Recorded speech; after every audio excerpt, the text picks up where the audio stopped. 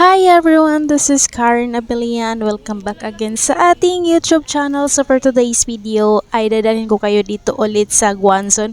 This is my second time coming here. So yung first time na pumunta kami dito is yung kasama ko, is yung boyfriend ko, yung anak ko, at saka yung aking mga kaklase. Kasi dito namin hineld yung aming Christmas party last second year college, when I was in second year college. So now yung kasama ko naman is yung pamilya ng boyfriend ko kasi po umuwi yung kaniyang ate dito sa Cebu galing ng Maynila. And yeah, this is last month. So last month pa tong video na to, pero ngayon ko pa lang siya ma-upload. It's because of my busy schedule. Kasi nga po ay nag-practicum kami last the first semester and second semester. So super busy talaga. So lalong-lalo na ngayong second semester namin, super busy kasi kami na talaga yung nag-hand doon ng mga bata. And yeah, that was nag-overnight lang kami doon sa Guanzon. Pagkatapos ng overnight namin,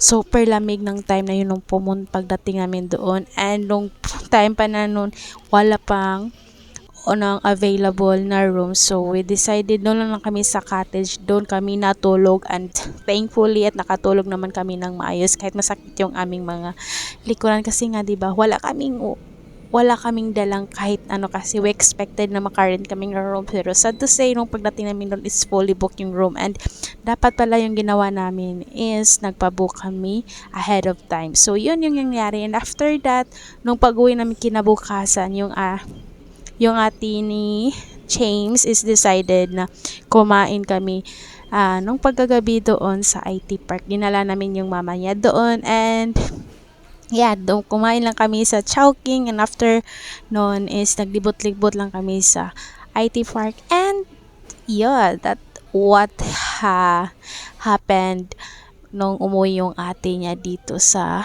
Cebu. It's a very very long day, but it's worth it. Yeah, I think that would be all for today's video, and thank you for watching. See you on my next video.